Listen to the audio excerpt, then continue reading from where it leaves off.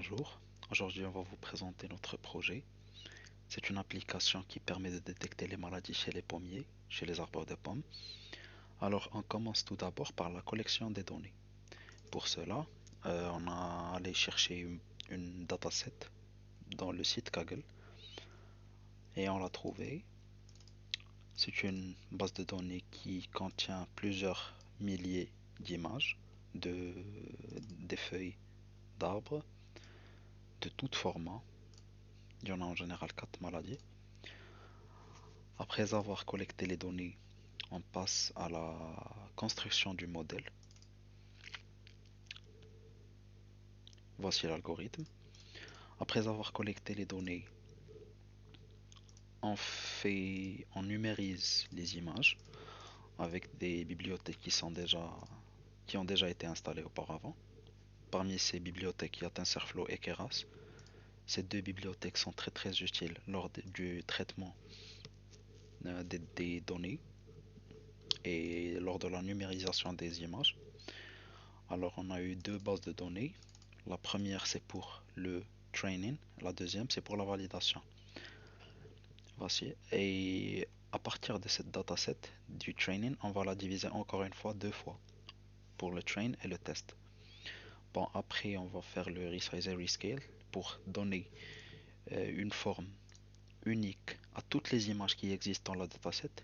Après, on passe à la construction du modèle, du réseau de neurones, grâce à plusieurs fonctions qui sont déjà prédéfinies dans les bibliothèques. Bien évidemment, les deux bibliothèques sont Keras et TensorFlow. Après, on construit le modèle, on le compile et on le lance. Après son lancement, ça prend quelques temps. Voici les résultats.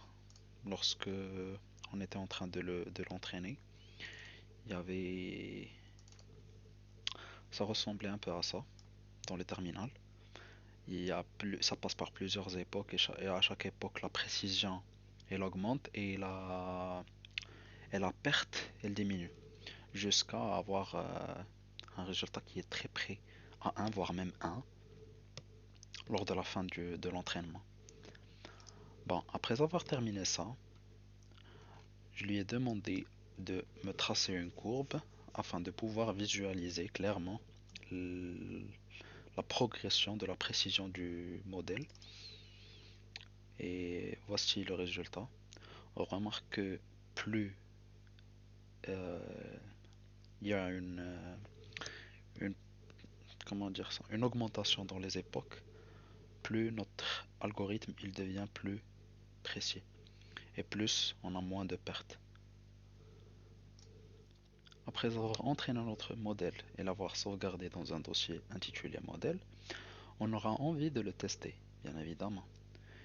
Et c'est pour cela que on a fait cet algorithme pour pouvoir visualiser euh, ou bien pour pouvoir le tester sur plusieurs images. On le lance et on attend un tout petit peu. Et voici donc le résultat après avoir lancé le programme. Alors on pourra remarquer qu'il n'a pas d'erreur. Qu'il n'a pas d'erreur, voilà. Alors, ici, la première ligne de chaque image veut dire que voici l'état actuel de la plante, c'est-à-dire en dehors du modèle. Par exemple, celle-là, elle est en bonne santé. Notre modèle, il a prédit qu'elle était en bonne santé. Et c'est le même cas et de même pour toutes les autres images. C'est-à-dire qu'il n'a aucune erreur. Cette confidence veut dire que à quel point le modèle il est sûr de sa réponse. Et dans toutes les images, il est très sûr, il est sûr à 100% de sa prédiction. Ce qui prouve que notre modèle il est maintenant on passe à la partie API. Alors, on a créé l'API avec le langage Python ainsi qu'avec plusieurs bibliothèques. On a utilisé tout d'abord, on a importé notre modèle qu'on vient de créer dans notre API grâce à la fonction loadModel qui existe dans Keras. Ensuite, on a utilisé un course middleware qui nous servira par la suite à connecter entre notre API ainsi que notre application web qu'on va créer. Et voilà. Alors, cette fonction, elle nous permet de lire le fichier qu'on va recevoir dans la requête HTTP comme image et on va le stocker dans une variable. On va ajouter cette image à un batch parce que le modèle ne pourra traiter que des batchs et non pas des images individuelles. Et lorsque on va faire ça, on va donner cette image au modèle pour prédire ou pour dire la maladie. Afin de pouvoir tester cette API, on va devoir la lancer. Ça pourra prendre quelques temps. Et on ouvrira Postman. On pourra tester directement à travers le Google Chrome ou n'importe quel browser, mais c'est mieux d'utiliser Postman. Voici notre API, elle est déjà lancée sur le port 8000 et j'ai déjà fait ça. Donc on pourra tester grâce par exemple à une image ici.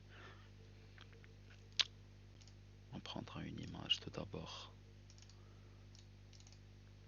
de la dataset, par exemple ici BlackRock. On prendra cette image